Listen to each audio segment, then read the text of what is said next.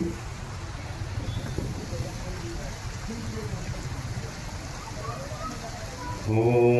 श्री महागणपतये नमः।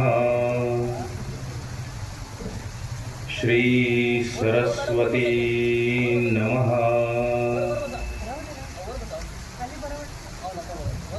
श्री गुरुभ्यो नमः।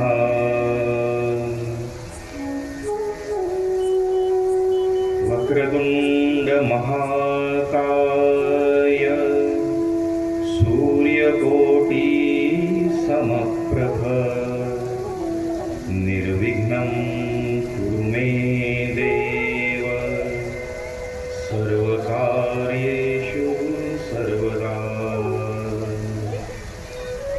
या कुन्देन्दुतुषारहारधवला या शुभ्रवस्त्रांवृता या वीणावरदण्डमण्डितकरा या श्वेतपद्मासना या ब्रह्माच्युतशङ्करा प्रभृतिभिर् देवैः सदा वन्दिता सा मां पातु सरस्वती भगवती निःशेषजाड्यापहा।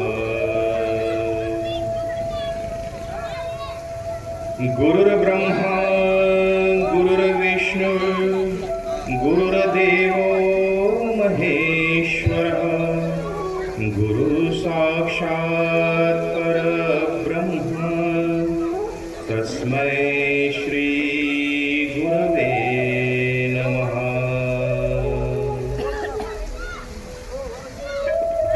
जगज्जननी शारदा देवी आणि जगत्पिता रामकृष्ण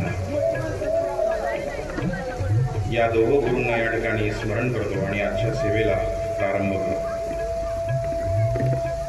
आवाज कमी ठेवा।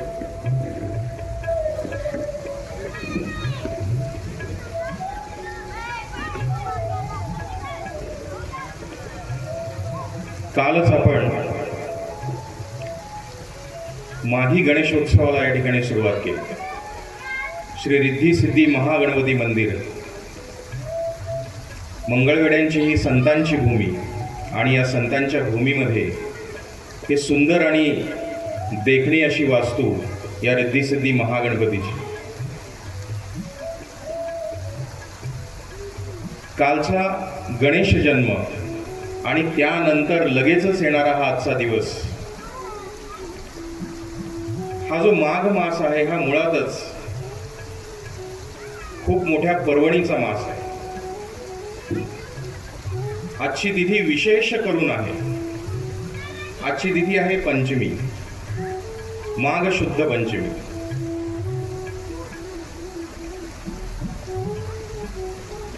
आजच्या तिथीचं विशेषत्वानं करून जे महत्व आहे याला नुसती पंचमी नाहीत म्हणत, तर याला वसंत पंचमी असं म्हणतात। वसंत पंचमीचं एक वेगळं महात्म्य, एक वेगळं महत्व आपल्या या सगळ्या संस्कृतीमध्ये आहे। विद्येची देवता देवी सरस्वती, या देवी सरस्वतीची जयंती म्हणून वसंत पंचमी संपूर्ण भारतभर साजरी केली जाते। विशेषत्वानं या वसंत पंचमीला काही ठिकाणी श्री पंचमी असं देखील म्हटलं जातं।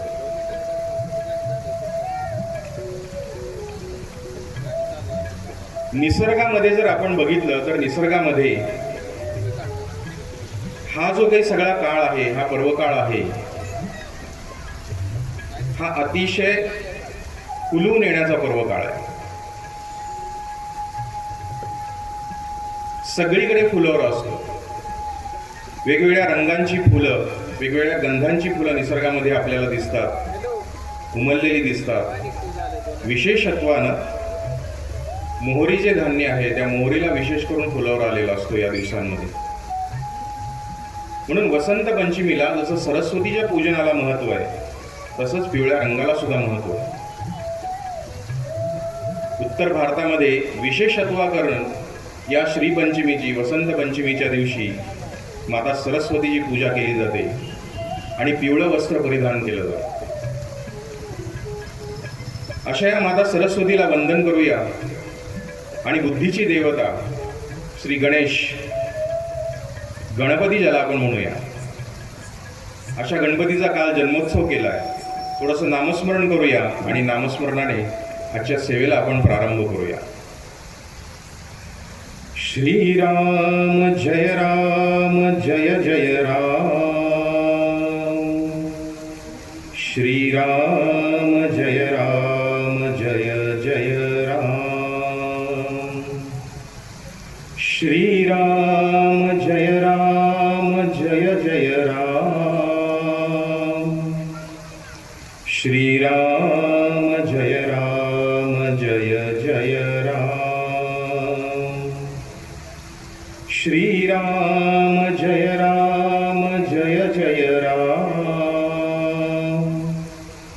श्रीराम जय राम जय जय राम,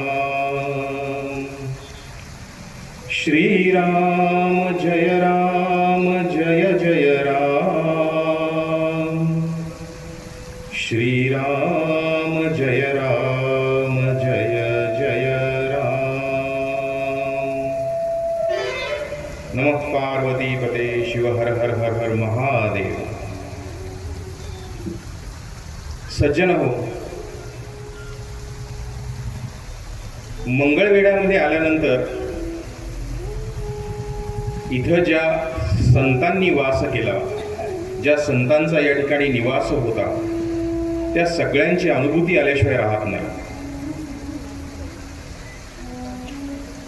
एका मराठी गाण्यामध्ये मंगळवेढ्याचा उल्लेख सुद्धा आहे की ही संतांची भूमी आहे.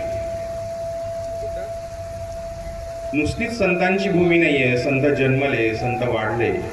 या संतांनी या मंगळवेढ्याला सांभाळलं, या सगळ्या गावकऱ्यांना सांभाळलं, नवे नवे त्यांचा जीवनाचा उत्कर्ष सुद्धा त्या ठिकाणी केला. अशी ही संतांची भूमी आहे. संतांच्या भूमीबद्दल संत तुकाराम महाराजांचा एक अभंग प्रसिद्ध आहे. संत तुकाराम महाराज आपल्या अभंगामध्ये म्हणतात,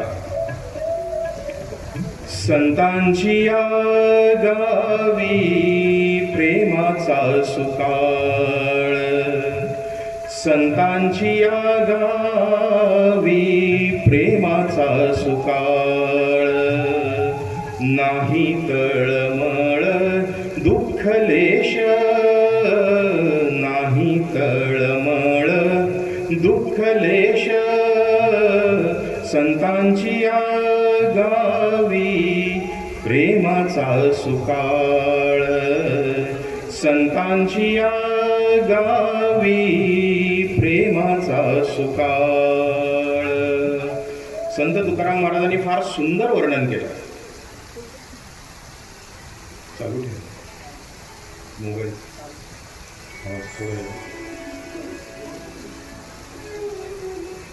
संतांच्या भूमीचं वर्णन करताना संत तुकाराम महाराज एकदम आपल्या सर्वांना सांगतात की संतांची भूमी ही कशी असते, की संतांच्या भूमीमध्ये सदा सर्व काळ सुकाळ असतो.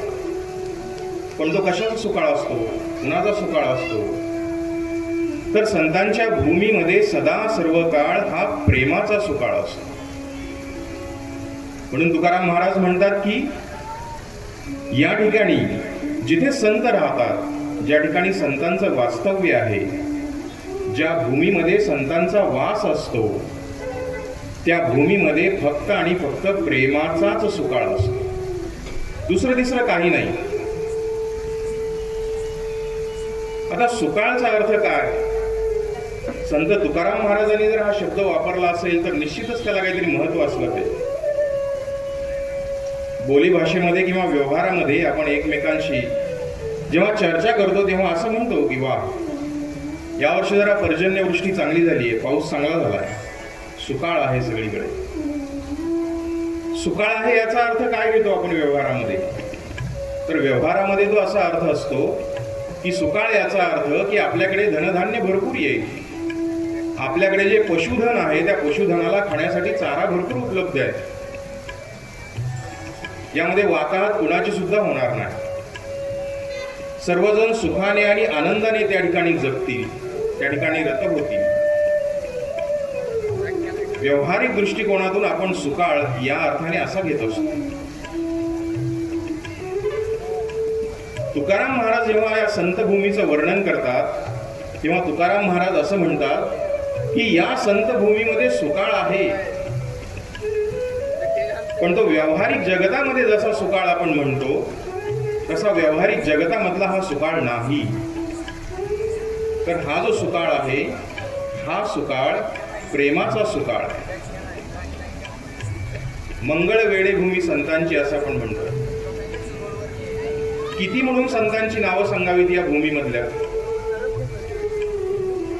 या भूमीमध्ये 14व्या शतकामध्ये जे जे काही संत होऊन गेले त्या सर्वांची आठवण आपल्याला होते.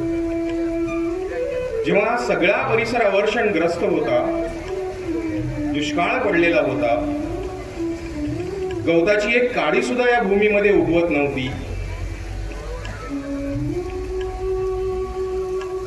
प्यायला पाणी मिळत नव्हतं, खायला अन्न मिळत नव्हतं, अशी ही सगळी हवालदिल झालेली जी रयत होती, या रयतेला दोन सुखाचे घास मिळावे म्हणून आपल्या सर्वांना परिचित आहेत संत दामाजी पंत यांनी आपल्या अखत्यारीमध्ये असलेले, आपल्या अधिकारामध्ये असलेले धान्याची कोठारं या सर्व आम जनतेसाठी खुली केली आणि सर्व जनतेला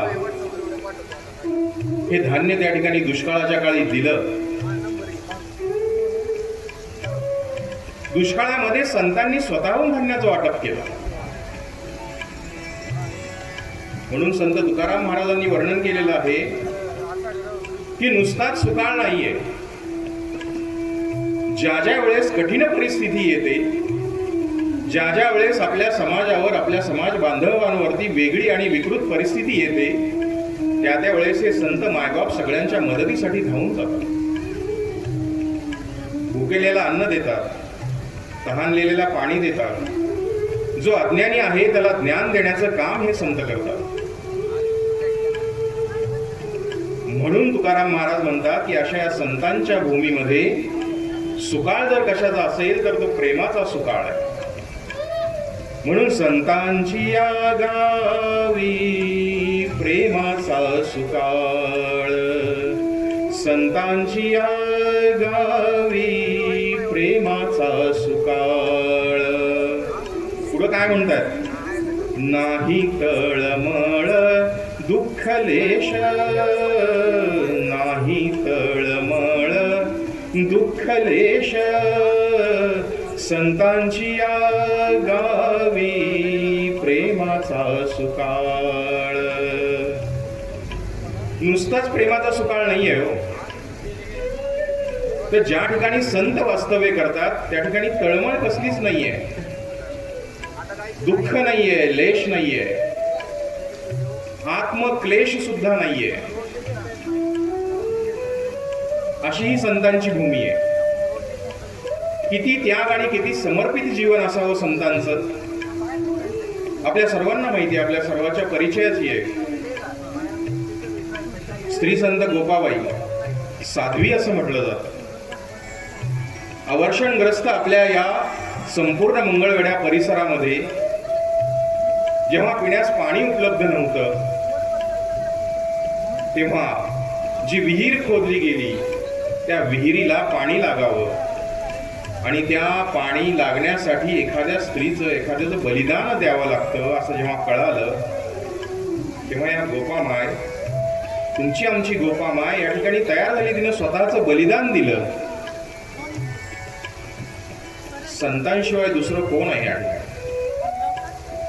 म्हणून तुकाराम महाराज म्हणतात की प्रेमाचा सुकाळ आहे. संत ज्या ठिकाणी वास्तव्य करतील त्या ठिकाणी फक्त प्रेम आणि प्रेमच आहे. अशा या साध्वी सुद्धा आपल्या या विभागामध्ये झाल्या, याच जमिनीवर त्या झाल्या. आणि तहानलेल्याला पाणी देण्यासाठी या साध्वीनं आपलं आयुष्य, आपलं स्वतःचं जीवन त्या ठिकाणी बलिदान केलं. म्हणून नाही तळमळ कष्टलेश, नाही तळमळ दुःखलेश, असं संत तुकाराम महाराज म्हणतात.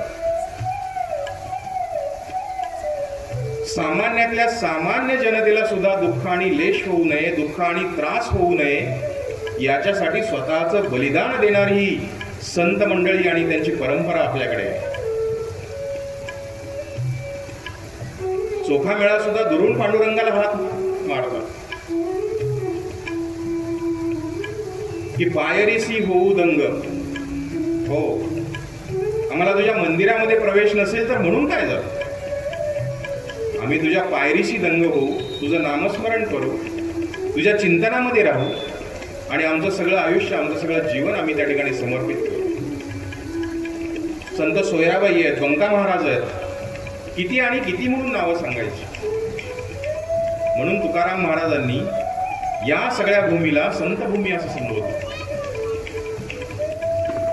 संतांची या गावी प्रेमाचा सुकाळ, नाही तळमळ दुःखलेश, असं म्हणतात.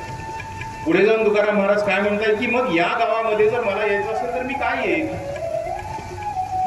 तेथे मी राहीन होऊन याचक, तेथे मी राहीन होऊन याचक, घालतील भीक मग तेची.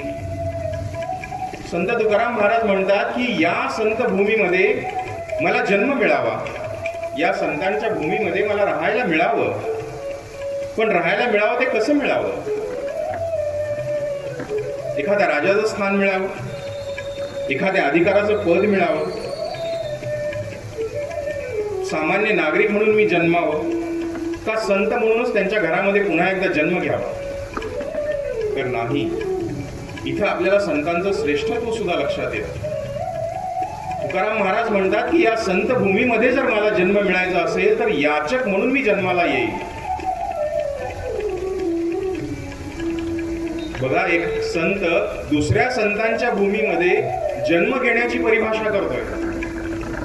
जगद्गुरु संत तुकाराम महाराज दुसऱ्या संतांच्या भूमीमध्ये जन्म मिळण्याची परिभाषा करतात. आणि हा जन्म कशाचा मागतात संत तुकाराम महाराज, तर ते म्हणतात की मी या संत भूमीमध्ये याचक म्हणून जन्माला यायला तयार आहे. का बरं मी याचक म्हणून येईल, तर लगेचच संत तुकाराम महाराजांनी आपल्याला सांगितलंय की याचक म्हणून मी या ठिकाणी जन्माला येणार आहे, कारण मी या गावामध्ये, या संत भूमीमध्ये जर याचक म्हणून मी जन्माला आलो तर हे जे संत आहेत या सगळ्या भूमीमध्ये असणारे हे संत मला भीक घालतील.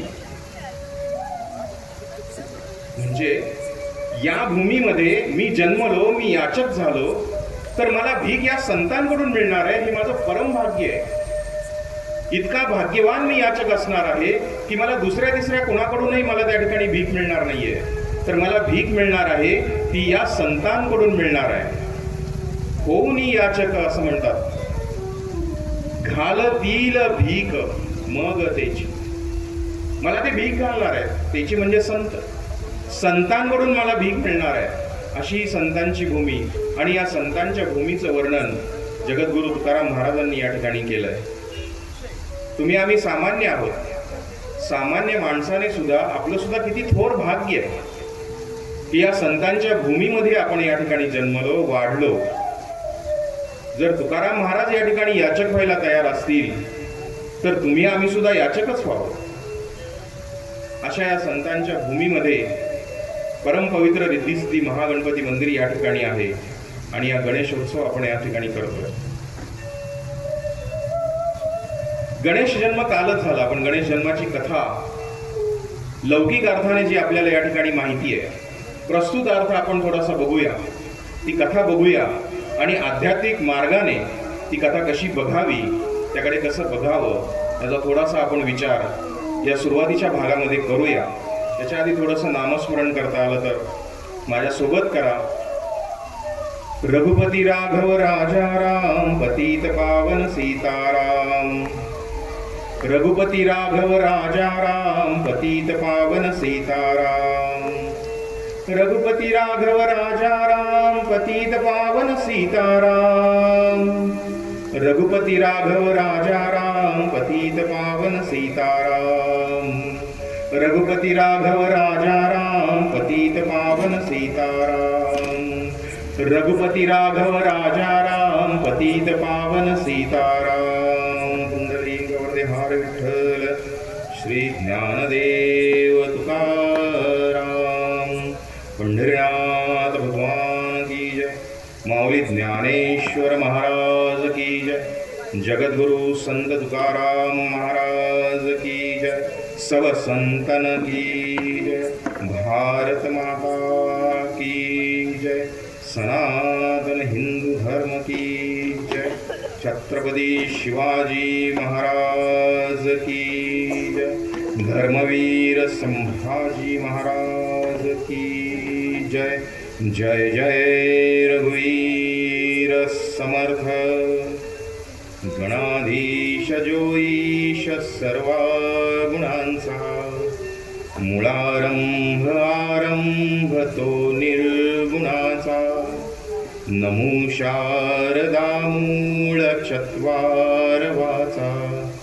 गमो पंथ अनंत या राघवाचा. जय जय रघुवीर समर्थ. गणेशोत्सवाचा विचार करताना सर्वश्रुत असलेली कथा आहे. माता पार्वती आणि महादेव शंकर यांचा हा पुत्र गणेश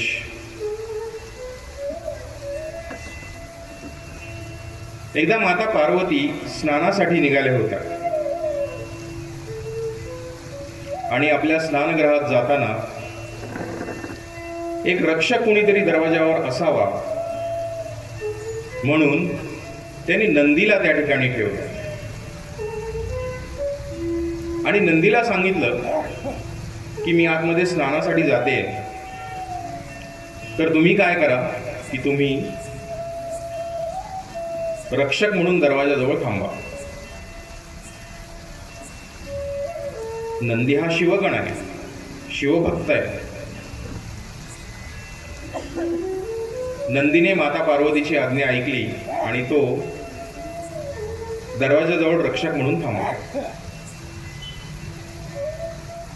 माता पार्वती स्नानासाठी आत आहेत. इतक्यात भगवान शंकर महादेव त्या ठिकाणी आले.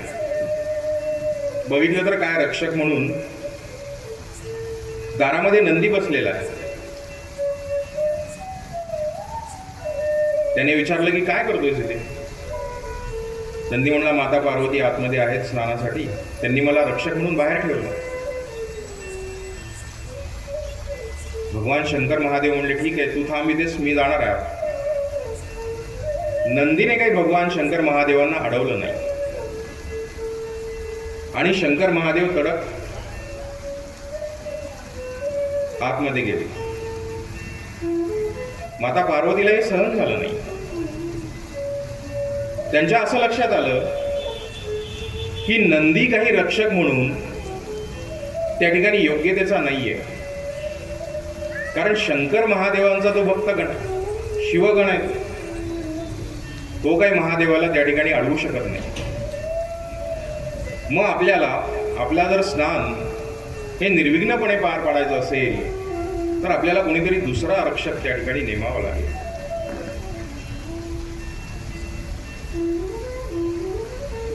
सज्जनो, या ठिकाणी स्नान या शब्दाचा अर्थ काय आहे थोडा आपण विचार केला. व्यवहारामध्ये असे बरेचसे शब्द असतात की त्या शब्दाचे अर्थ हे परिस्थिती सापेक्ष असतात. प्रत्येक वेळी त्याचा अर्थ त्या ठिकाणी बदलत असतो. उदाहरणच घ्यायचं झालं तर घ्या, दैनंदिन व्यवहारातले उदाहरण एखादं घेऊ म्हणजे आपल्या सगळ्यांच्या लक्षात येईल. मराठीमध्ये बनवणं हा शब्द प्रयोग आहे. गमतीचा भाग जर सांगायचा झाला, आम्ही थोडे नोकरदार माणसं, रविवारी थोडं रिलॅक्स असतो. निवांत बसलो होतो आणि सकाळी घरामध्ये न्याहारीची तयारी चालू होती. ही न्याहारीची तयारी करता करता आमची पत्नी त्या ठिकाणी हॉलमध्ये आली आणि मला सहजच म्हणाली, काय हो तुम्हाला डोसा बनवू का? आता मी जागेवर बसलेला उडालोच. पत्नी मला येऊन विचारते, तुम्हाला डोसा बनवू का? मला आता नवीन विद्या वगैरे शिकून आली की काय? शब्दशः अर्थ आपण या ठिकाणी घेतो का? या ठिकाणी आपण शब्दशः अर्थ घेत नाही. माझा डोसा बनवू का असं तिने विचारलं का? तर नाही. तुम्हाला खाण्याकरता डोसा हा जो पदार्थ आहे तो बनवू का असं तिने विचारलं. मग बनवूकाचा इथं अर्थ समोरच्यानी कसा घ्यावा? तो प्रत्यक्ष माणसाचा डोसा बनवणार आहे त्या माणसाला खाण्यासाठी डोसा बनवणार? म्हणजे परिस्थिती सापेक्ष हे सगळे अर्थ बदलत जातात. सांगायचा मुद्दा असा आहे की माता पार्वती या स्नानासाठी गेलेल्या आहेत. अध्यात्माची कथा आहे, तर आपण या कथेकडे अध्यात्म दृष्टीनेच बघितलं पाहिजे. स्नानासाठी जाणं याचा अर्थ काय असतो? स्नानासाठी जाणं याचा अर्थ आपल्यामध्ये जी अशुद्धी आहे ती अशुद्धी बाहेर काढणं. अशुद्धी बाहेर काढून आपल्या स्वतःला शुद्ध करणं असा या स्नानाचा अर्थ आहे. याला स्नान असं म्हणायचं. लौकिक अर्थाने, व्यावहारिक अर्थाने आपण स्नान म्हणजे अंघोळ असं म्हणतो, जे आपण रोज सकाळी करतो. सूर्योदयापूर्वी करावं स्नान असं आपल्याकडे सांगितलंय. पण काही जणांचं सूर्य डोक्यावर आल्यावर सुद्धा होत असतं. काही जणांना हलवून उठावलं, उठ बाबा उठ बाबा, हरकत नाही. त्यांच्या त्यांच्या प्रथेप्रमाणे घरात जे चालत आले त्याप्रमाणे चालू असेल. पण स्नान करायचं म्हणजे काय करायचं? तर माता पार्वती या स्नानासाठी गेल्या. म्हणजे इथं शब्दशः अर्थ स्नान म्हणजे आपल्या व्यावहारिक जीवनामधला, व्यावहारिक तत्वज्ञानाचा अर्थ इथं अपेक्षित नाहीये. स्नान याचा अर्थ अधिक शुद्धतेसाठी माता पार्वती जे आहेत त्या माता पार्वती त्या ठिकाणी गेल्या. आता अधिक शुद्धतेचा अर्थ काय होतो परत? तर माता पार्वती ही मायेचं स्वरूप आहे. आणि ही जी माया आहे ह्या मायेला सतत शक्ती लागत असते. आपल्या स्वतःमधली जी अंतःशक्ती आहे ती सतत शक्ती द्विगुणित करावी लागते, अशी ही माया असते. आणि मग माता पार्वती ज्या अर्थी स्नानाला जातात त्या अर्थी ही जी शक्ती आहे ती शक्ती जागृत करण्यासाठी, अधिक शुद्ध स्वरूपाने त्या ठिकाणी निर्माण होण्यासाठी या अर्थाने माता पार्वती त्या ठिकाणी स्नानाला गेल्या. आणि मग मागचा अनुभव माता पार्वतींच्या पाठीशी होता की रक्षक म्हणून कुणाला ठेवायचंय. रक्षक म्हणून आपण मागच्या वेळेस नंदीला ठेवलं होतं, परंतु त्याचा फारसा काही उपयोग झाला नाही. कारण नंदीने ते सरळ शिवाला आतमध्ये सोडलं. मग माता पार्वतीने असा विचार केला की रक्षक आपल्याला कोणीतरी दुसरा हवा आहे. आणि मग हा जो रक्षक आहे हा रक्षक आपल्याला सर्वश्रुत आहे. माता पार्वतीने या रक्षकाचं निर्माण कसं केलं? तर आपल्या अंगावर जो मल होता त्या मलापासून एक रक्षक तयार केला. त्या मलापासून एक मूर्ती तयार केली आणि त्या मूर्तीमध्ये माता पार्वतीने प्राण फुंकले. आणि मग त्याचं एक छोटंसं बाल्य स्वरूप त्या ठिकाणी तयार झालं आणि रक्षक म्हणून माता पार्वतीच्या त्या सदनाबाहेर त्या ठिकाणी थांबलं. आता थोडा थोडा आपण विचार करूया. बरेचसे प्रश्न आपल्या मनामध्ये येतात. माता पार्वतीच्या अंगावर इतका मल होता का की त्याची एखादी मूर्ती तयार व्हावी?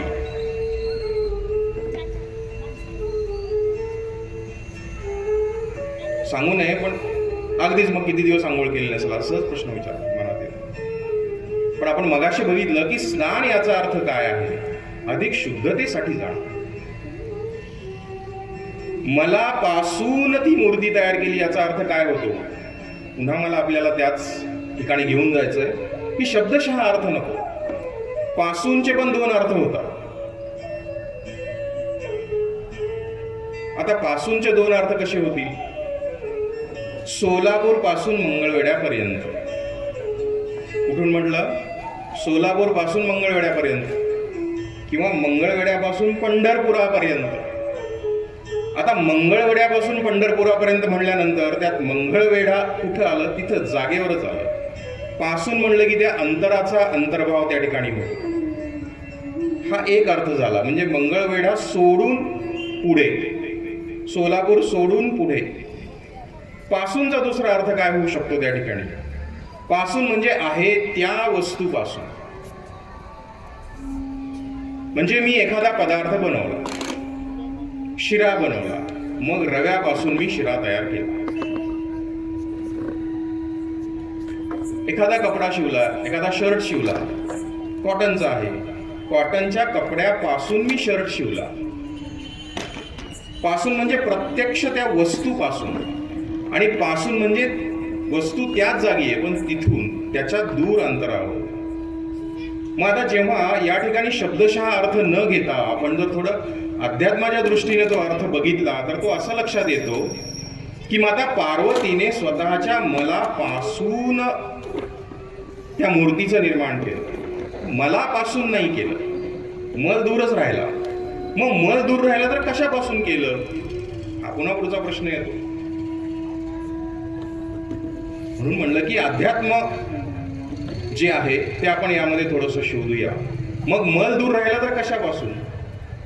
मग जेव्हा माता पार्वती स्नानाला बसतील त्यांनी मल म्हणजे आपल्या स्वतःतले सगळे मल दूर केला, अहंकार दूर केला, विशुद्धी दूर केली, तर मग राहिलं काय? तर सच्चित आनंद शिल्लक राहिला. आणि या सच्चित आनंदाची ती आनंद मूर्ती त्या ठिकाणी तयार झाली.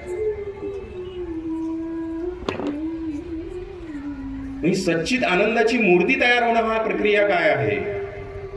पुन्हा आपल्याला थोडासा उलट विचार करावा लागतो. म्हणजे मग स्नान ही प्रक्रिया काय? तर स्नान ही प्रक्रिया दुसरं तिसरं काही नसून स्नान ही प्रक्रिया ध्यानाची प्रक्रिया आहे. माता पार्वती स्नानाला बसल्या म्हणजे माता पार्वती ध्यानाला बसलेल्या आहेत. कारण त्या मायेचं स्वरूप आहे. ध्यानाला बसून आपली शक्ती जी आहे ती शक्ती त्या ठिकाणी वाढवायची आहे त्यांना. आणि मग जेव्हा आपण स्वतः ध्यानाला बसतो किंवा ध्यानाला त्या ठिकाणी बसायचं असतं तेव्हा सगळ्यांची अवस्था, तुमच्या माझ्या सहित अगदी संतांपर्यंतची अवस्था ही कशी वर्णन केलेली आहे. आपल्याला जर ध्यानालाच बसायचं असेल तर आपली अवस्था कशी असावी? तर आपली अवस्था ही निष्कंप असली पाहिजे असं वर्णन आहे. म्हणजे आपण स्नानाला बसतो म्हणजेच ध्यानाला बसतो. ध्यानाला बसायचं असेल तर आपली अवस्था ही निष्कंप असली पाहिजे. निष्कंप या शब्दाचा अर्थ माहिती आहे आपल्या सगळ्यांना. जराही कंप नको, व्हायब्रेशन्स. आता हे कंप म्हणजे काय? हालचाल नको कसल्याही प्रकारची. मग ही हालचाल कशाची होते? आपण जेव्हा ध्यानाला बसतो तेव्हा आपलं शरीर जे आहे हे आपलं शरीर अतिशय स्थिर अवस्थेमध्ये आपल्याला ठेवावं लागतं. मग जर शरीर स्थिर असेल, शरीर एका नियोजित आसनामध्ये बसलेलं असेल, मग हालचाल कशाची होते? मग निष्कंपपणा कशामध्ये आवश्यक आहे? शरीर तर स्थिर आहे. मग हा जो निष्कंप अवस्थेचा भाग आहे, हा निष्कंप अवस्थेचा भाग तो आहे विचारांमध्ये. आपले जे विचार आहेत ते विचार हे निष्कंप असले पाहिजे. ध्यानाची ही अवस्था त्या प्रकारची असते. मग ध्यान करताना चांगले विचार आले तर काय? ध्यान करताना वाईट विचार आले तर काय? ध्यान करताना इकडचे विचार आले, तिकडचे विचार आले तर काय? ध्यानामध्ये असं अपेक्षित आहे निर्विकार असणं. कसल्याही प्रकारचा विचार जो आहे तो विचार तुमच्या मनामध्ये न येणं, याला निष्कंप अवस्था म्हणतात. माता पार्वती जेव्हा या ध्यानासाठी स्नानासाठी त्या ठिकाणी बसल्या तेव्हा त्यांना निष्कंप अवस्था प्राप्त करायची. आणि मग ही निष्कंप अवस्था कधी प्राप्त होईल? जेव्हा माझ्या मनातले सगळे विकार, माझ्यातले सगळे अहंकार हे बाजूला सारून ही निष्कंप अवस्था त्या ठिकाणी प्राप्त होते. सच्चित आनंद मूर्ती त्या ठिकाणी जेव्हा असते तेव्हा ही निष्कंप अवस्था प्राप्त होते. या अवस्थेमध्ये माता पार्वती आहेत आणि त्यांनी या मलाला दूर करून, म्हणजे मलापासून मल बाजूला ठेवून ही सच्चित आनंद मूर्ती त्या ठिकाणी तयार केली. आता या कथेमध्ये थोडंसं पुढे जाऊया. आनंद मूर्ती तयार झाली, माता पार्वती स्नान करत आहेत. रक्षक म्हणून ही सच्चित आनंद मूर्ती त्या ठिकाणी द्वारापाशी आहे. आणि मग काय झालं पुढे? मग पुढे शंकर महादेव त्या ठिकाणी येत आहेत, शिव येत आहेत, साक्षात शिव येत आहेत. आणि याच्या आधी तर आपण बघितलं होतं की शिव आले की नंदी जो आहे तो नंदी लगेचच त्या ठिकाणाहून उठून गेला. मग इथं आल्यानंतर काय झालं तर इथे या सच्चित आनंद मूर्तीने शिवाला थांबवलं. शिवाला थांबवलं म्हणजे कुणाला थांबवलं? शिवाला थांबवलं याचा अर्थ शिव विचारांना थांबवलं. पुन्हा प्रश्न पडतो, शिवविचार म्हणजे पार्वती महादेवांचाच विचार करत होत्या का? शंकरांचाच विचार त्यांच्या डोक्यामध्ये होता का? सज्जन हो, शिवविचार याचा अर्थ शुभ विचार, चांगला विचार. मग जेव्हा आपण ध्यानाचा विचार करतो, मगाशी आपण ऐकलं की निष्कंप अवस्थेमध्ये आपल्याला हे सगळं ध्यान करायचं आहे. मग त्याच्यामध्ये कुठल्याच विचारांना थारा नाही, ना चांगल्या विचारांना थारा आहे ना वाईट विचारांना थारा. सच्चित आनंद मूर्ती जेव्हा या ठिकाणी स्थापित होते तेव्हा शिवविचार यायला लागतात, चांगले विचार त्या ठिकाणी यायला लागतात. आणि अशा चांगल्या विचारांना थांबवण्याचं काम या सच्चित आनंद मूर्तीने केलं. म्हणजे शिवाला त्या ठिकाणी थांबवून ठेवलं. शिवाला थांबवलं की या विचारांचा सगळा त्या ठिकाणी काय सुरू झालं? युद्ध सुरू झालं. आणि या युद्धामध्ये शिवविचार त्या ठिकाणी जिंकले. या सच्चित आनंद मूर्तीचं मस्तक जे आहे ते त्या ठिकाणी काय केलं? धडा वेगळं. अहंकार जो आहे या मस्तक रूपी मूर्तीचा, तो अहंकार या शिवविचाराने त्या ठिकाणी वेगळा केला. ध्याना अवस्थेमध्ये हे झालं. इथपर्यंत सगळं ठीक आहे. धडा वेगळा केला, मग त्याला परत आणून काय बसवलं? आपण जी कथा ऐकतो तशीच आहे. माता पार्वती म्हणले हा तुमचाच पुत्र आहे, याला तुम्ही त्या ठिकाणी मारलं, त्याचं शीर तुम्ही धडा वेगळं केलं आणि आता हे शीर बसवा, याला पुन्हा जिवंत करा. लौकिक अर्थाने ही कथा आपण ऐकतो. शिवविचाराने या अहंकारचं मस्तक जे आहे, आनंद रूपी मूर्तीचं अहंकाराचं मस्तक, ते त्या ठिकाणी धडा वेगळं केलं. मग बसवलं काय? तर आपण जी कथा ऐकतो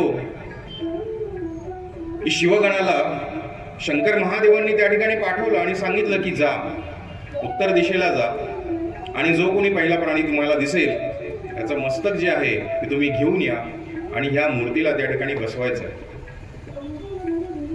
आता जीवशास्त्राचा अभ्यास करणारे जे आहेत ते थोडंसं या ठिकाणी जागृत होतील. हत्तीचं मस्तक माणसाच्या शरीराला कसं बसतं, जीवशास्त्राचा विचार आहे, सायन्सचा विचार आहे. पण मगाशी मी म्हणलं की प्रत्येक गोष्ट जी आहे ही त्या त्या स्थानबद्धतेवरती अवलंबून असते, त्याला स्थानाचं महत्व असतं. या जर अध्यात्मातल्या गोष्टी असतील, हे जर अध्यात्मातले दाखले असतील तर आपण अध्यात्माच्या दृष्टीने त्या ठिकाणी विचार करायला हवा.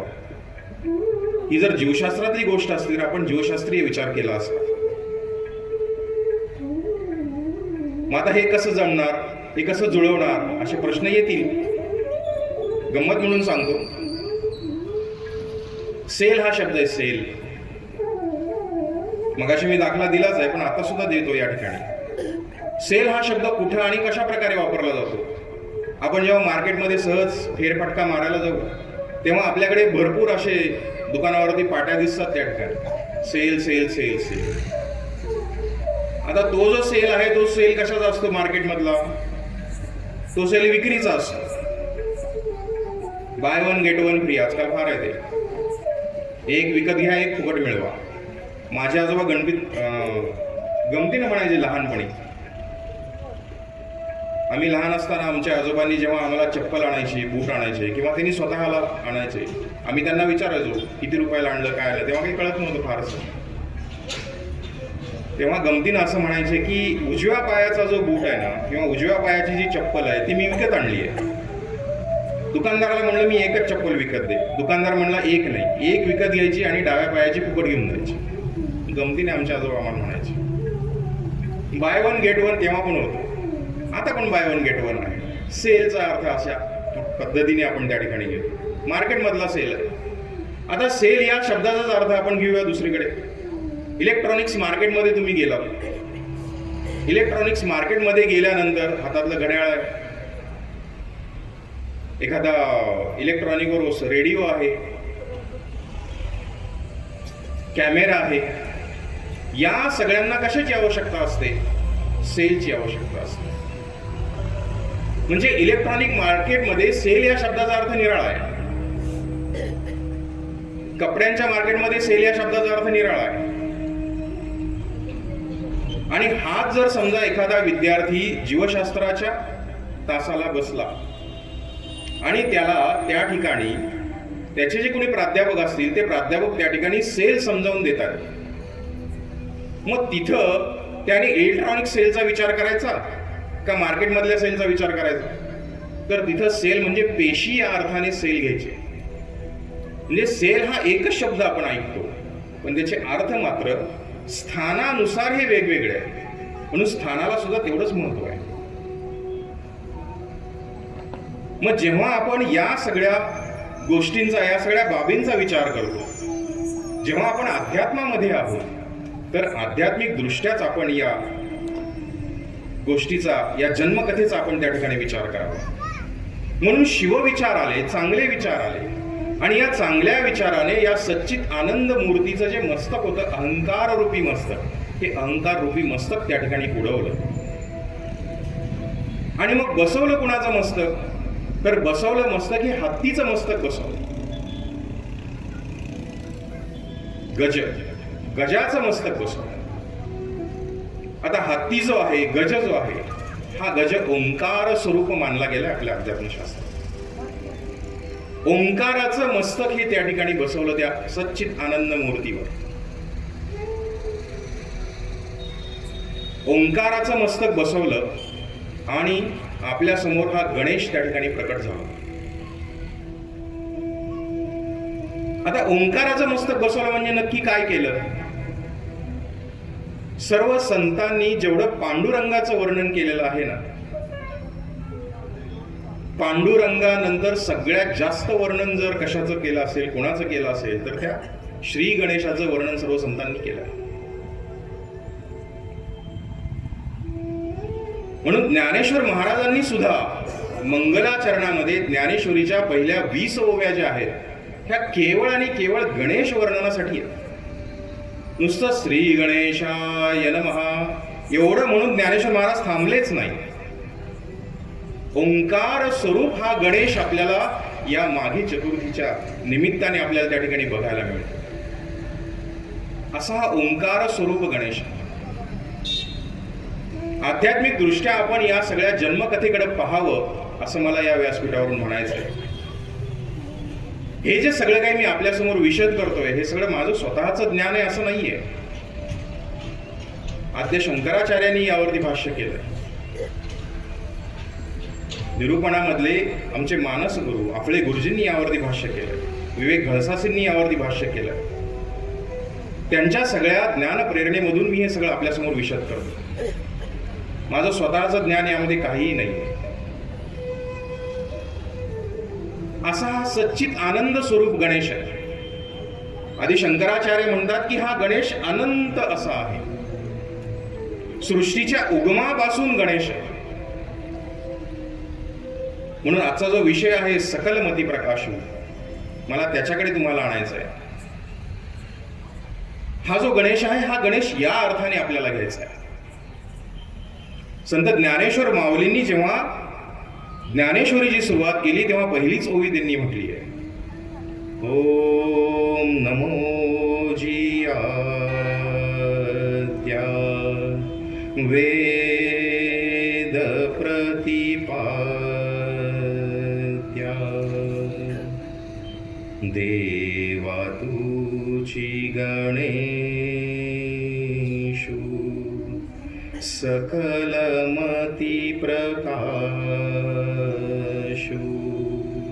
म्हणे निवृत्तीदासु अवधारी जोजी. ओम नमोजी आद्या. आद्य प्रथम.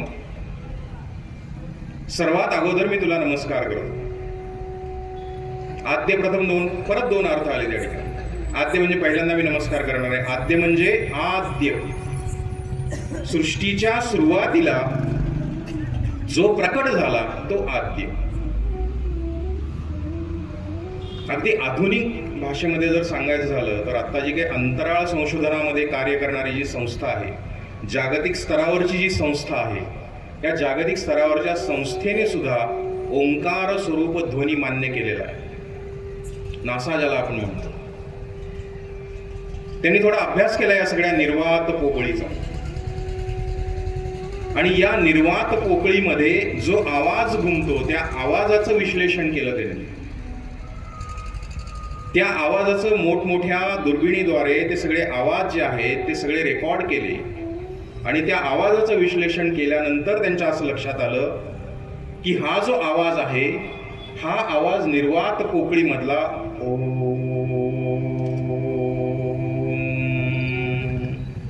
ओंकार स्वरूप आहे.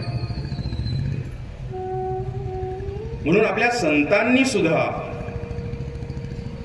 कितीतरी वर्षांपूर्वी आत्ता सांगून ठेवलं, जे आत्ता या आधुनिक विज्ञानाने शोधले, की या सृष्टीच्या सुरुवातीला काय आहे तर ध्वनी आहे, ओंकार स्वरूप ध्वनी आहे. आणि श्री गणेशाला सुद्धा आपण ओंकार स्वरूपच मानतो. म्हणजे गणेश हा सृष्टीच्या सुरुवातीपासून आहे. ध्वनीच्या स्वरूपामध्ये श्री गणेश आपल्या समोर आहे. 21 अवतार आहेत श्री गणेशाचे, वेगवेगळ्या कथा आहेत.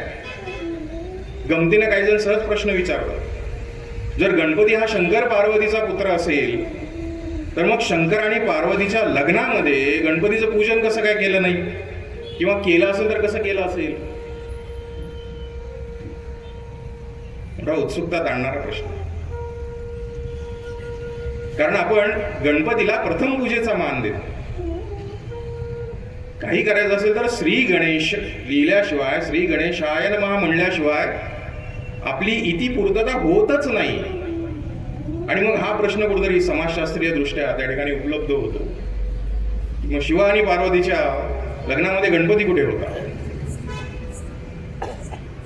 सज्जन हो, गणेश हे आपण तत्व म्हणून स्वीकारायचे.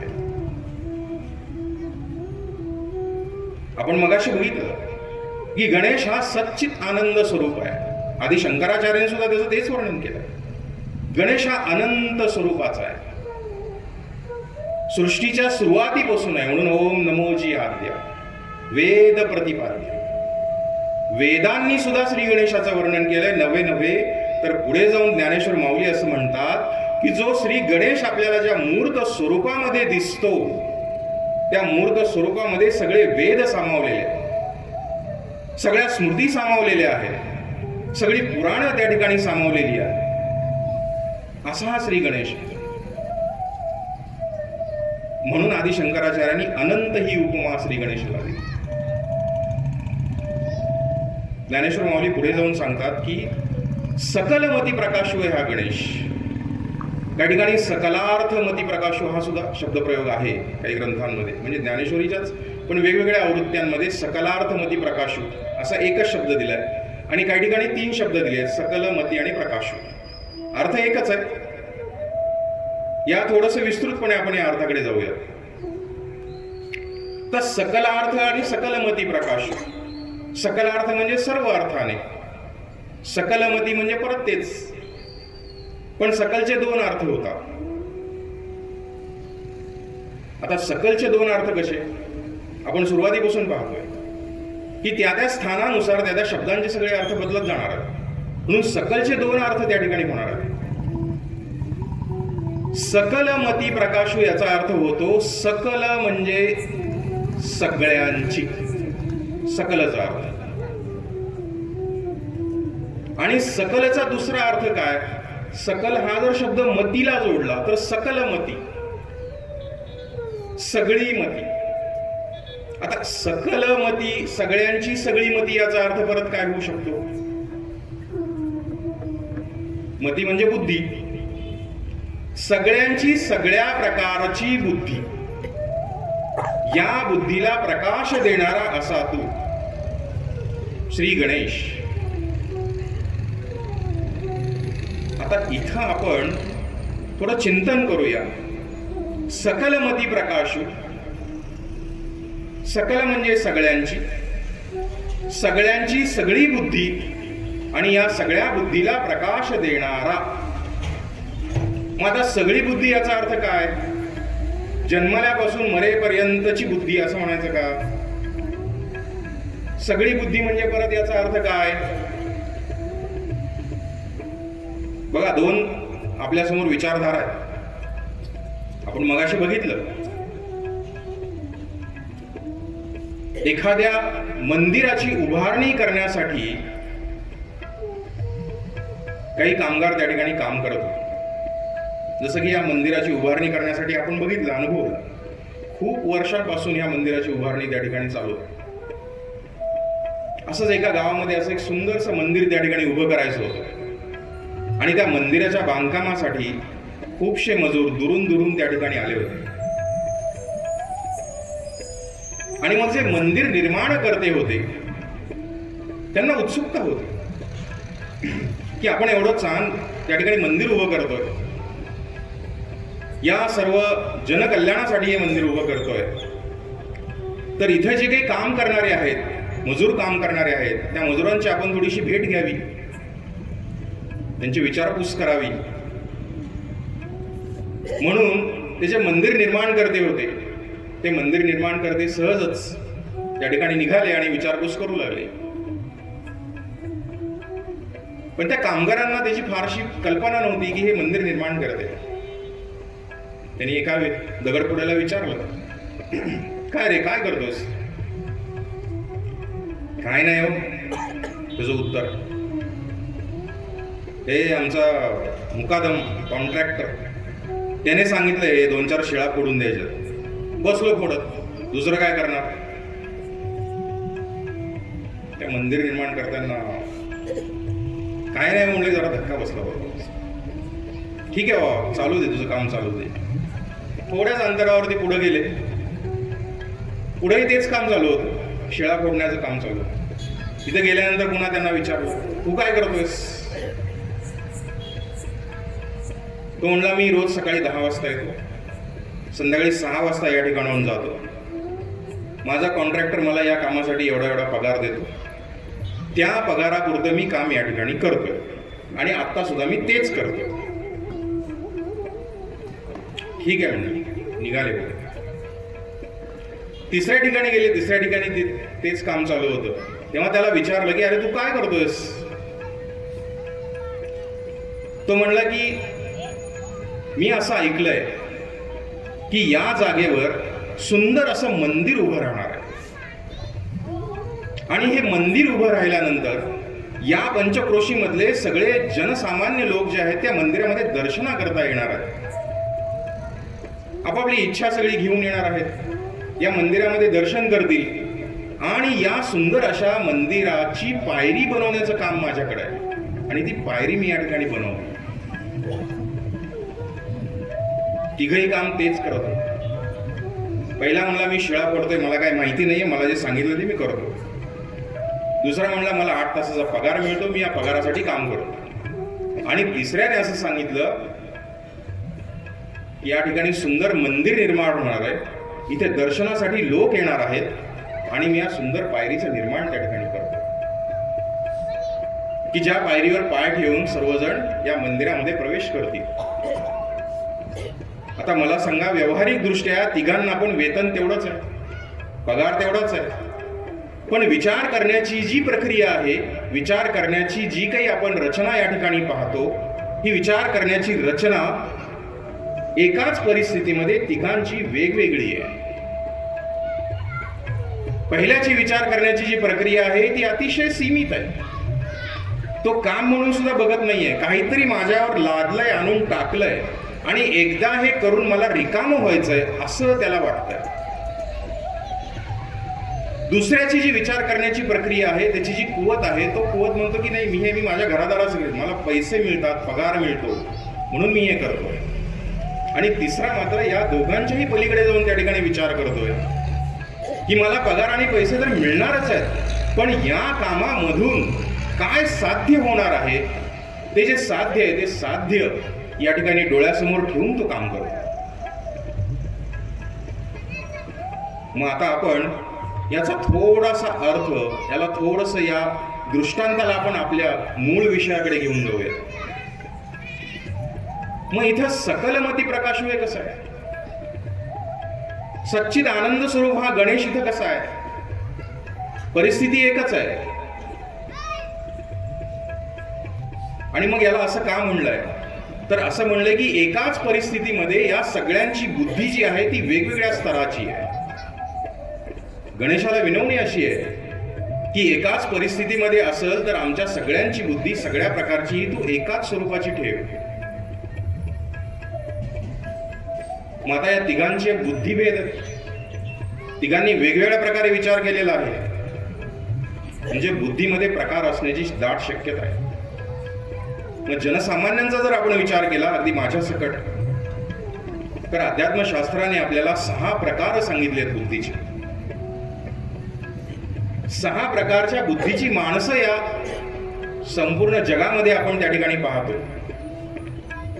आणि मग आपल्या लक्षात येईल की ज्ञानेश्वर माऊलींनी सकलमती प्रकाशू असं श्री गणेशाचं वर्णन का केलं असेल. बुद्धीच्या स्तरावरच जर विचार करायचा झाला, कामाचं स्वरूप एक असूनही या वेगवेगळ्या प्रकारची बुद्धी आपण त्या ठिकाणी पाहतो. तर पहिला प्रकार आहे त्या ठिकाणी कुबुद्धी. कुचा अर्थ माहिती आहे आपणा सर्वांना. व्यवहारामध्ये कुचा अर्थ वाईट या अर्थाने कुबुद्धी आहे. कळत न कळत पण आपल्या हातून काही ना काहीतरी त्या ठिकाणी होत असतं. मुद्दाम खोड्या करणारे बरेच जण असतात. आता सगळीकडे ड्रेनेज लाईन आहे म्हणून सोडून द्या, कारण आपलं गटाराचं पाणी सगळं ड्रेनेजमध्ये जातं. आमच्या लहानपणी काय असं नव्हतं. आम्ही जेव्हा लहान होतो तेव्हा सगळे सांडपाणी जे आहे ते सांडपाणी सगळं घराच्या बाहेर त्या ठिकाणी सोडून दिलं जायचं. आणि उगीच आमच्या शेजारचा जो आहे तो त्याच्या दारामध्ये चढ करायचा आणि सगळं सांडपाणी आमच्या दारामध्ये सोडून द्यायचं. कुबुद्धी म्हणजे मी स्वतः चांगलं राहणं आणि इतरांना त्या ठिकाणी त्रास कसा होईल हे बघणं. कुबुद्धीचं लक्षण आहे. असुर जे आहेत ते असुर या बुद्धीच्या लक्षणाखाली येतात. सगळे असुर. मग याच्या अगोदरचे झालेले असतील. आता असुर नाही आहेत आपल्याकडे कोणी, पण असुरांची बुद्धी मात्र शाबूत आहे. त्या बुद्धीचा वापर करणारे, त्या बुद्धीनं वागणारे आहेत. पहिल्या प्रकारची बुद्धी. दुसरी जी आहे त्याच्या थोडासा स्तर वर आहे, सुबुद्धी आहे. सु म्हणजे चांगल्या प्रकारची बुद्धी. चांगल्या प्रकारची बुद्धी म्हणजे कशी? मगाशी मी शेजाऱ्याचं उदाहरण दिलं, किंवा आपण त्या शिळा फोडण्याच्या उदाहरणाकडे जाऊ शकतो. सांडपाणी माझं आहे तर मी माझ्या सांडपाण्याची विल्हेवाट कुठेतरी लावेल. माझ्या घरात कचरा आहे तो मी दुसऱ्याच्या कुठल्या तरी परसामध्ये, परसदारामध्ये टाकणार नाही. त्या कचऱ्याची विल्हेवाट मला स्वतःला लावावी लागेल. सुबुद्धीचं लक्षण आहे, चांगल्या बुद्धीचं लक्षण आहे. अशी ही सुबुद्धी. म्हणजे माझा व्यवहार जो आहे तो व्यवहार माझ्या सकट इतरांसोबत कसा असेल तर तो चांगला असला पाहिजे. फक्त माझ्या कुटुंबापुरता माझा व्यवहार चांगला असून चालणार नाही. माझ्या शेजाऱ्यांसोबत माझा व्यवहार चांगला असावा. मी ज्या ठिकाणी काम करतो त्या ठिकाणी माझा व्यवहार चांगला असावा. अगदी साध्या साध्या गोष्टी. आपण बसमधून प्रवास करतो, गर्दी खूप असते, जागा कशीबशी आपण त्या ठिकाणी मिळवलेली असते. खिडकीपाशी जागा मिळाल्याचा आनंद तर फार उत्तम असतो. आणि खिडकीपाशी जागा मिळाली की आपण आपली बॅग आपल्या शेजारच्या सीटवर ठेवतो. का तर कोणी येऊन बसू नये, थोडंसं मोकळं जागळं छान निवांतपणे बसून आपल्याला प्रवास करता यावा. हरकत नाही, अवश्य प्रवास करावा. पण जर गर्दी असेल तर आपण निश्चित मदत करावी आणि एखादी जागा द्यावी. पण 2-4 जण विचारून जातात कोण बसलाय का, आपण सहज म्हणतो हा बसलाय. का तर आपल्याला बघायचं असतं मागची सीट भरल्यावरती जागा रिकामी राहील तर आपल्याला नीट व्यवस्थित बसता येईल. आता आपण विचार करायचा की आपण कुठल्या बुद्धीच्या कसोटीमध्ये उतरतो. खूप छोटी छोटी उदाहरणं आहेत. सुबुद्धीचा आपण विचार करत होतो आणि एखाद्या प्रवासामध्ये असंही होतं की आपल्याला जागा मिळत नाही, आपण उभं राहतो आणि कुणीतरी हळूच म्हणतं या इथे बसा, इथे जागा आहे ना सुबुद्धी. अनुभव आपलाच आहे, तुमचा आणि माझा आहे, दररोजच्या व्यवहारातला अनुभव आहे. सकल मती प्रकाश, सगळ्या प्रकारची बुद्धी प्रकाशणारा हा श्री गणेश आहे. थोडं पुढे जाऊयात आपण, अजून थोडासा आलेख जो आहे तो वर घेऊन जाऊयात. सुबुद्धीनंतर येते मेधा नावाची बुद्धी, अजून थोडीशी चांगल्या प्रकारची बुद्धी. मग याच्यामध्ये सगळे व्यवहार जे असतात ते सगळे व्यवहार चांगले असतात, सगळ्यांसोबत व्यवहार चांगला असतो, कुणाशी शत्रुत्व त्या ठिकाणी नसतं, सगळ्यांचा विचार त्या ठिकाणी केलेला असतो, स्वार्थ या विचारांना शिवलेला देखील नसतो. अशी ही मेधा प्रकारची बुद्धी. असे लोकही आपल्या समाजामध्ये आहेत. आपण पाहतो अर्ध्या रात्री कुणाच्याही मदतीला धावून जाणारे आपले मित्र असतात, आपला परिवार असतो. कुणाला जरी फोन केला तरी लगेचच धावून येतात. सगळ्यांना सगळ्या प्रकारची मदत करणारे हे लोक आपण पाहतो. निस्वार्थ बुद्धीने ही मदत चाललेली असते, त्याच्यामागे कसल्याही प्रकारचा स्वार्थ नसतो. मेधा प्रकारची बुद्धी. थोडा आलेख अजून वर घेऊन जाऊया. त्यानंतर एक प्रतिभा. व्यवहारामध्ये जेव्हा आपण बघतो, खरं तर प्रत्येक बुद्धीवरती जेव्हा आपण बोलायला बसू तेव्हा 1-1, 1.5, 2-2 तासाचं सेपरेट असं आख्यान त्या ठिकाणी होऊ शकतं. पण आजचा विचार जो आहे तो विचार आपल्याला थोडासा सीमित स्वरूपाचा त्या ठिकाणी करूया. पुन्हा कधी संधी मिळाली तर आपण परत एकदा या विषयावरती बोलण्यासाठी एकत्र येऊ. प्रतिभावान व्यक्ती असतात ते. स्वामी विवेकानंद शिकागोमध्ये गेले भाषणासाठी आणि आपल्या प्रतिभेने सगळं जग जिंकून आले.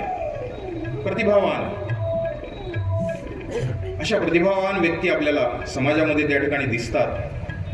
ही आहे प्रतिभेची बुद्धी. कुणाकडेही बघितलं तर आपल्याला लगेच त्या माणसाची आपल्यावरती छाप पडते आणि आपल्या तोंडून सहज उद्गार निघून वा काय सुंदर व्यक्तिमत्व, काय जबरदस्त पर्सनॅलिटी. नुसतं दिसण्यामध्येच नाही तर तो वागण्यात, बोलण्यात, व्यवहारामध्ये, सगळ्या प्रकारच्या व्यवहारांमध्ये तो आपल्याला त्या ठिकाणी एक नंबर वाटतो. एखादी व्यक्ती प्रतिभावान एखाद्या व्यक्ती असतात.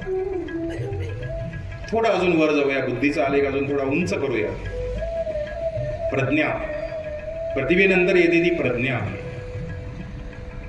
आता ही जी बुद्धी आहे ही बुद्धी मुनींची बुद्धी आहे, मनन करणाऱ्यांची बुद्धी आहे.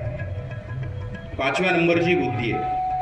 जनसामान्यांमध्ये ही बुद्धी जी आहे ही बुद्धी आपण बघतो की आपल्या सर्व आजूबाजूला जे काही सगळे लोक आहेत ते प्रतिभावान इथपर्यंत आहेत. आधुनिक संत आहेत काय, प्रतिभावान संत आहेत.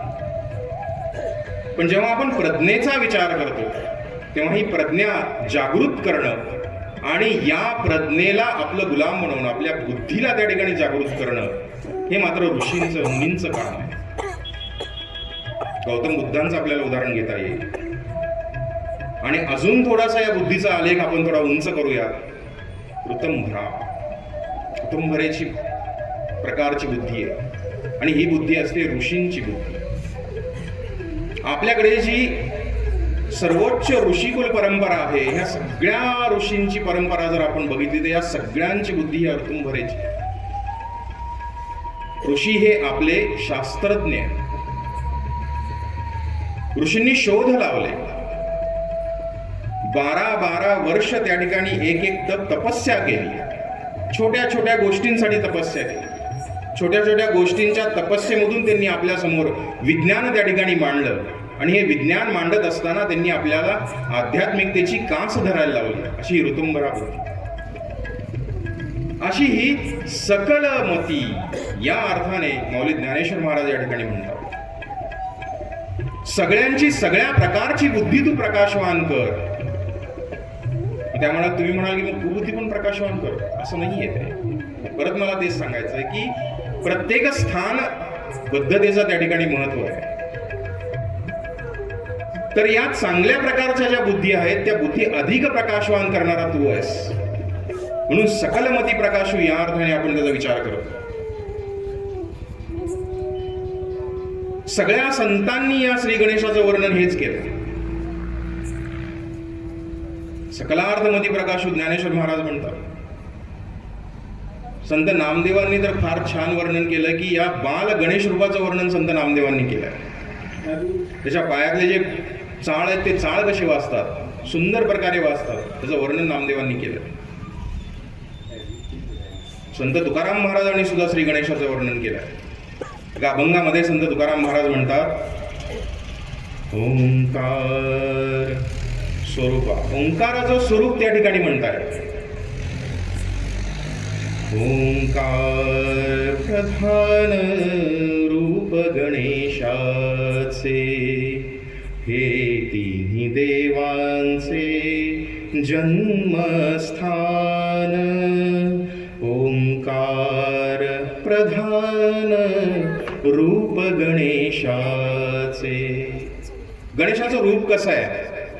संत तुकाराम महाराजांनी सांगितले की ओंकार प्रधान रूप आहे. जे माऊली ज्ञानेश्वरांनी सांगितलं, ओम नमोजी आद्या, आद्या म्हणजे एकदम सुरुवातीचा. आदि शंकराचार्यांनी जे सांगितलं की श्री गणेश अनंत रूपी आहे. आणि आपण जन्मकथेमध्ये जे पाहिलं की जी सच्चित आनंद मूर्ती तयार झाली, त्याचं जे मस्तक आहे ते मस्तक ओंकार स्वरूपी आहे. आणि संत तुकाराम महाराज सुद्धा या ठिकाणी म्हणतात की श्री गणेश हे कशाचं रूप आहे, तर ओंकार स्वरूप हा गणेश आहे. हे तीनही देवांचं जन्मस्थान आहे. तीन देव कोणते? आपल्या सर्वांना माहिती आहे, त्रिमूर्ती, ब्रह्मा विष्णू आहे महेश. या तीनही देवांचं जन्मस्थान जर कुठं असेल तर ते या ओंकार स्वरूपामध्ये आहे, या श्री गणेशामध्ये आहे. असं हे ओंकार स्वरूप तुकाराम महाराज या ठिकाणी श्री गणेशाला म्हणतात. अशा या ओंकार स्वरूपाला आपण सर्वजण त्या ठिकाणी नमस्कार करूया. आणि या श्री गजाननाच्या चरणी आपण एक प्रार्थना करूया की आम्हा सगळ्यांची जी बुद्धी आहे ती बुद्धी तू काय कर, सगळ्यांची बुद्धी प्रकाशमान कर. सर्वांना चांगली बुद्धी दे. सगळ्यांचे व्यवहार जे आहेत ते एकमेकांशी चांगले व्हावेत.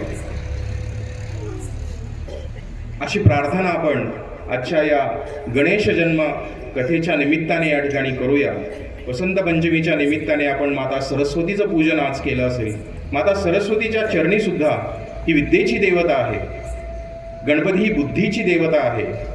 माता सरस्वती आपल्या सर्वांना चांगली विद्या त्या ठिकाणी देवो. श्री गणेश आपल्या सर्वांना त्या ठिकाणी बुद्धी प्रदान करो, चांगली बुद्धी प्रदान करो. असं या ठिकाणी मागणं जे आहे ते मागणं या श्री महागणपतीच्या चरणी मी या ठिकाणी करतो. आणि आजची सेवा जी आहे ती आपल्या सर्वांच्या साक्षीनं या महागणपतीच्या चरणी मी या ठिकाणी अर्पण करतो. आणि आजचा जो कार्यक्रम आहे तो कार्यक्रम या कोळी परिवारांनी या ठिकाणी जी संधी दिली त्याबद्दल मी त्यांचे सुद्धा खूप खूप आभार मानतो. अशा कार्यक्रमाची समाजामध्ये खूप आवश्यकता असते. ती आवश्यकता लक्षात घेऊनच असे कार्यक्रम या ठिकाणी व्हावेत.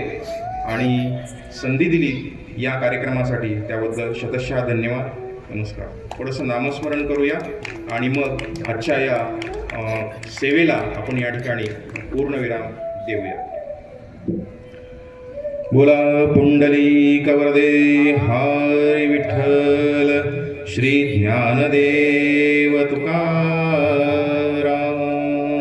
पंढरीनाथ भगवान की जय. माऊली ज्ञानेश्वर महाराज की जय. जगद्गुरु संत तुकाराम महाराज की जय. जय जय रघुवीर समर्थ.